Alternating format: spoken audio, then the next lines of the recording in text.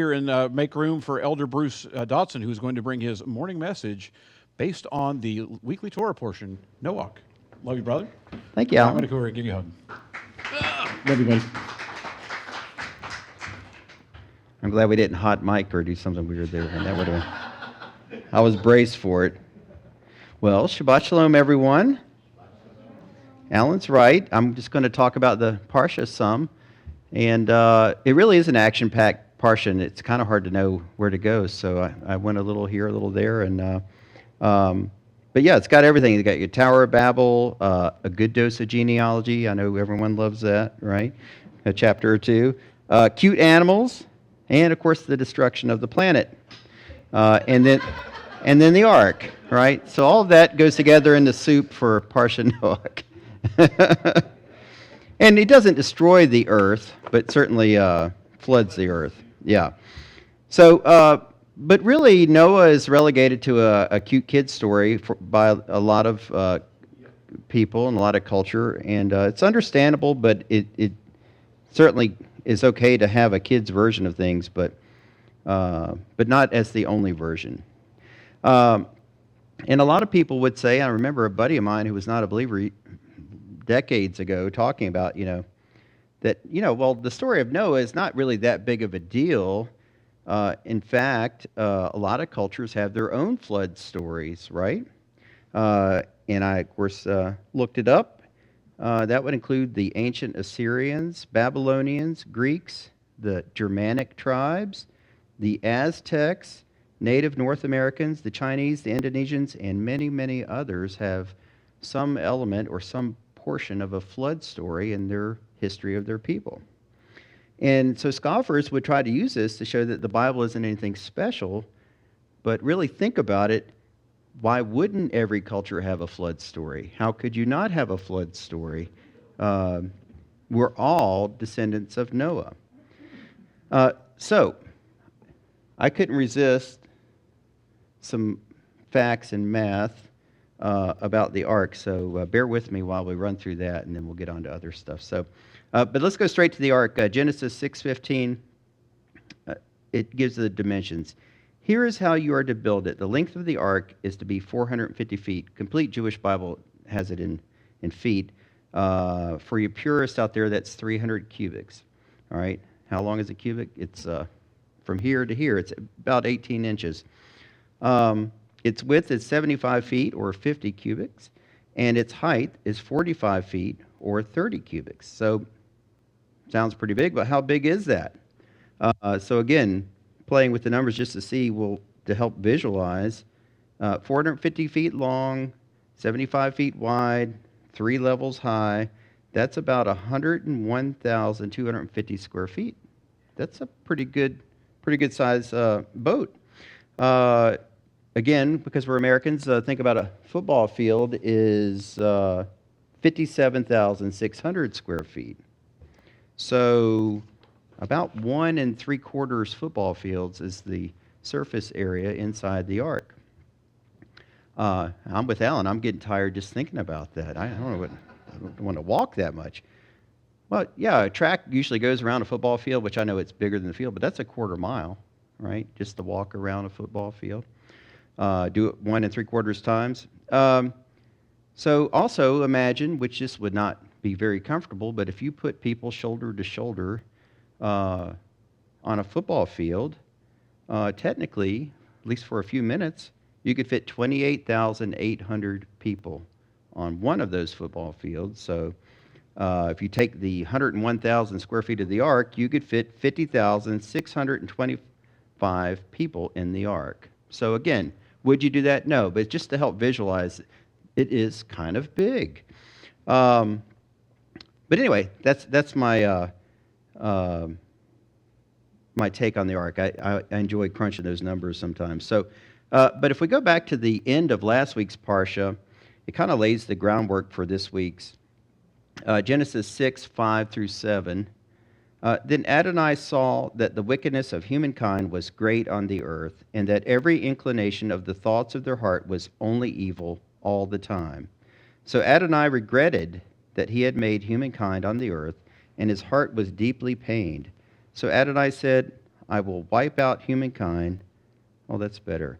Whom I have created from the face of the ground, from humankind to livestock, crawling things, and the flying creatures of the sky, because I regret that I made them. And that's kind of depressing, really. But there's an important but in the next verse, Genesis 6:8. But Noah found favor in Adonai's eyes.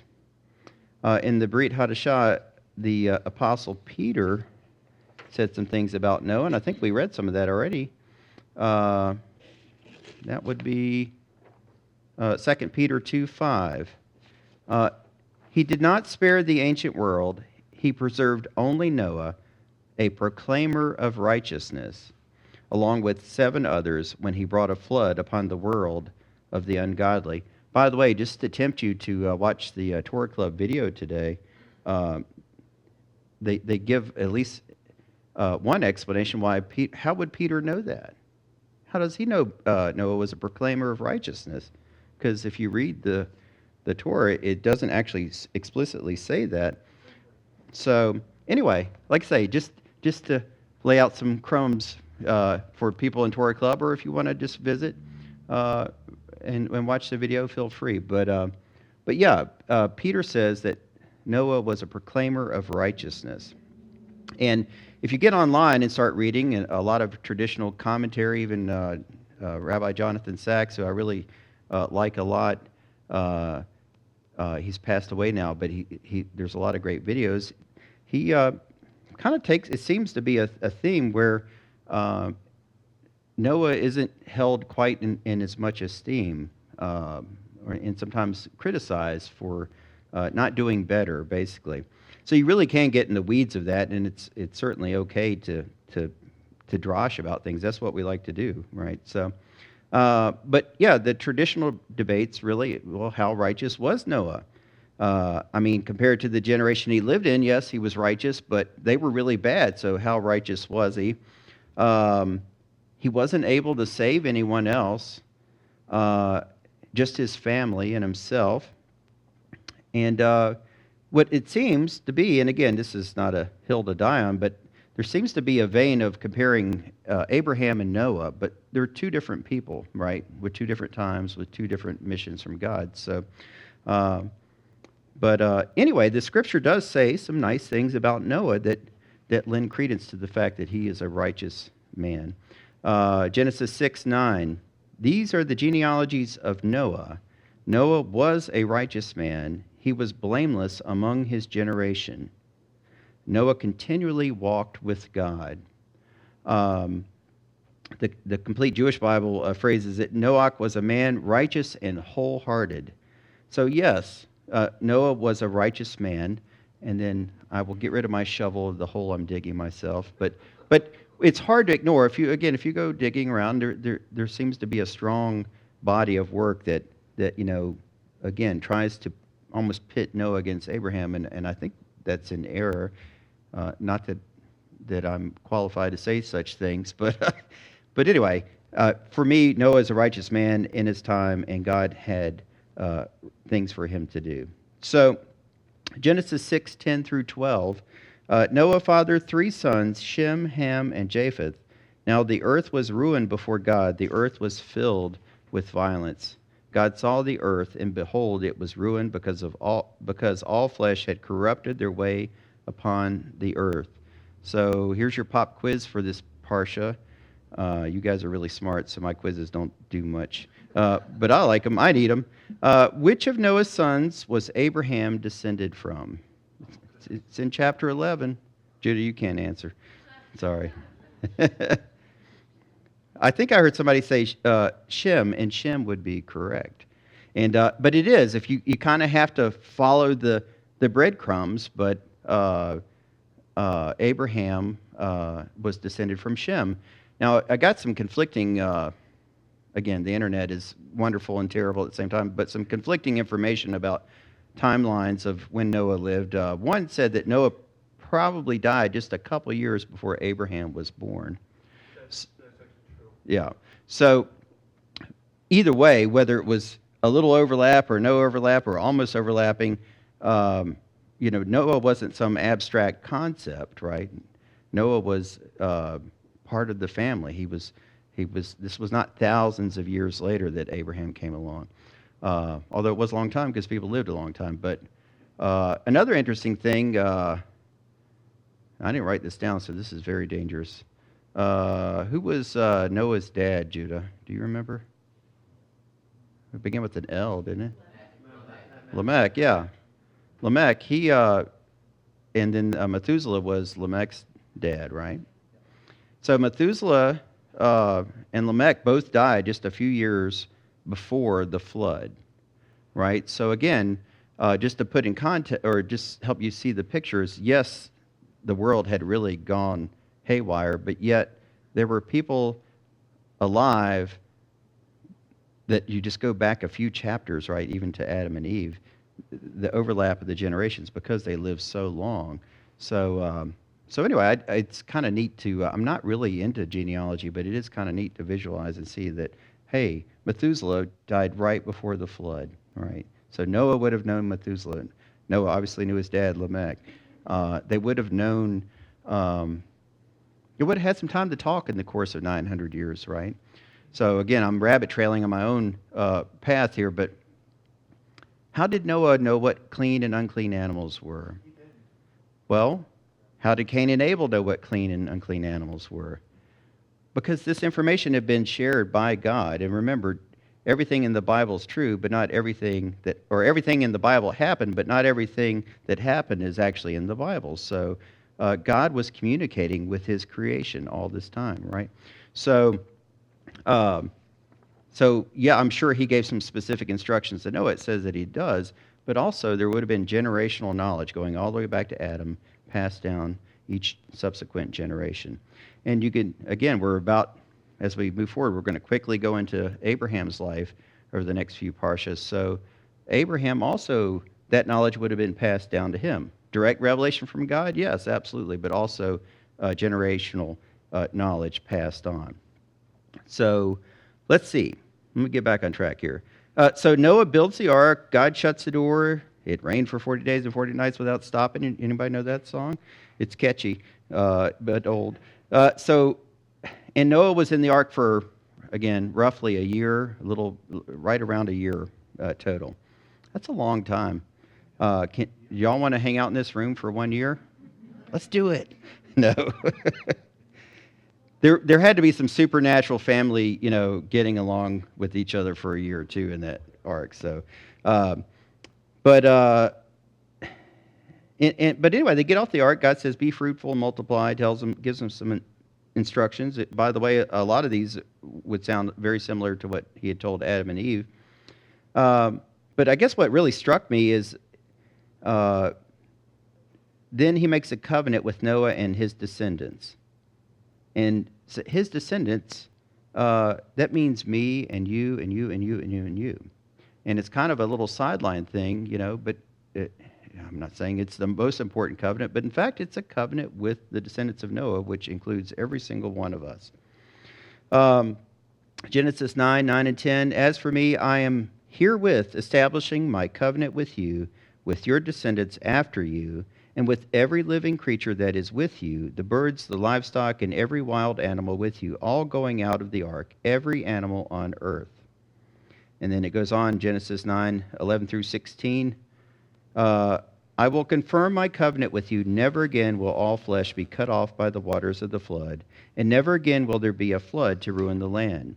Then God said, 'This is the sign of the covenant that I am making between me and you, and every living creature that is with you for all future generations.'" That includes this generation we're in right now. "My rainbow do I place in the cloud, and it will be a sign of the covenant between me and the land.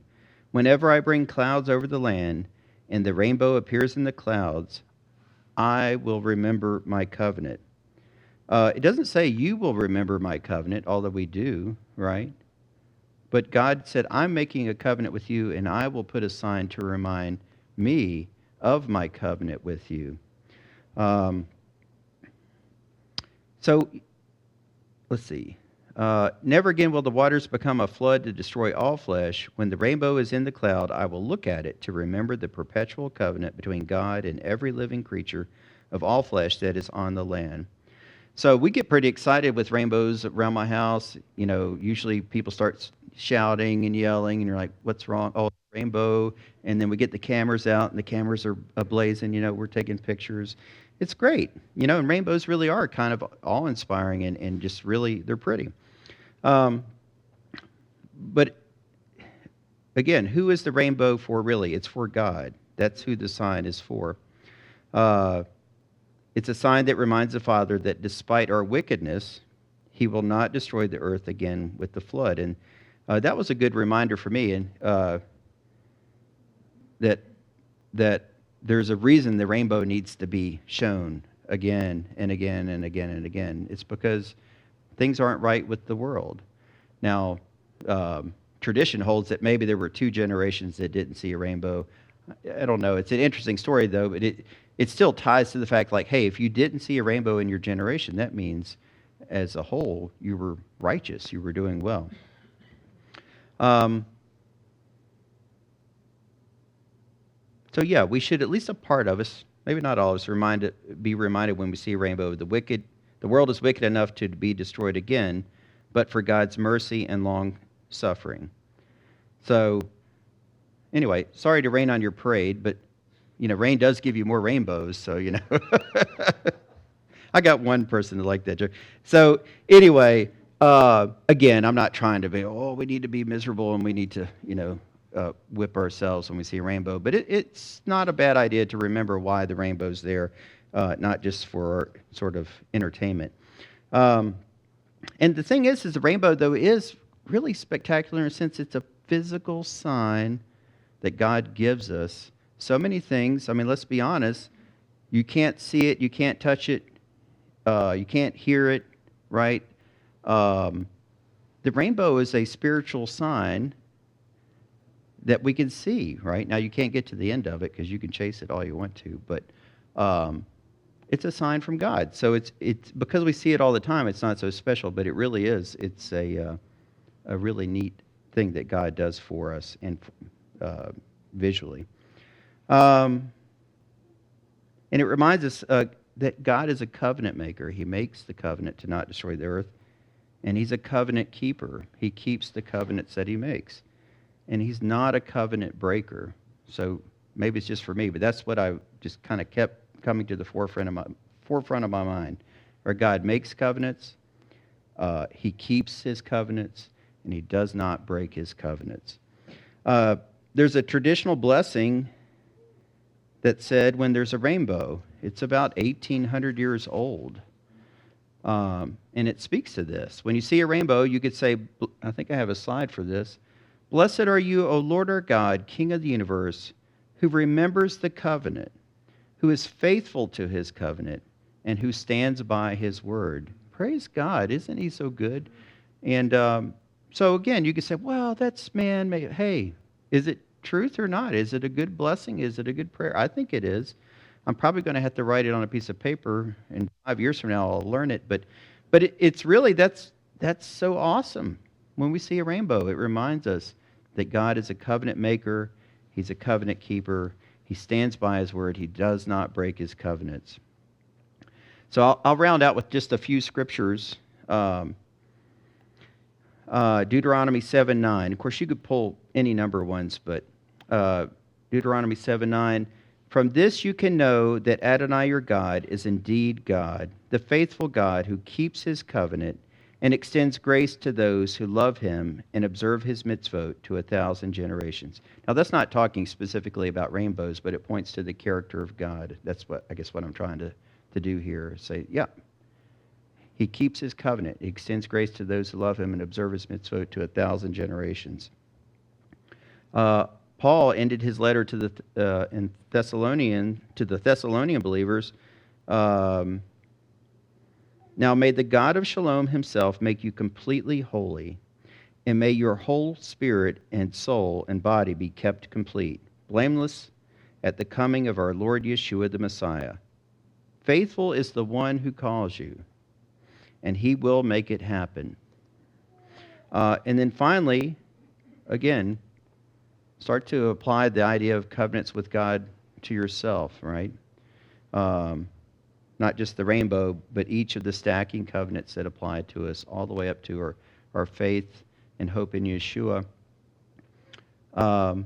We need to remember those covenants, and we need to remember the character of the God that's made those covenants with us. Philippians 1:6, I'm sure of this very thing, that he who began a good work in you will carry it on to completion until the day of Messiah Yeshua. God will help. He makes the covenants with us. He keeps his covenants with us. He helps us keep our side of the covenants with him, and he will carry it until completion. He will get us to the end. So anyway, that's all I have for you guys. It's a little early, but that's a blessing, right? Shabbat Shalom.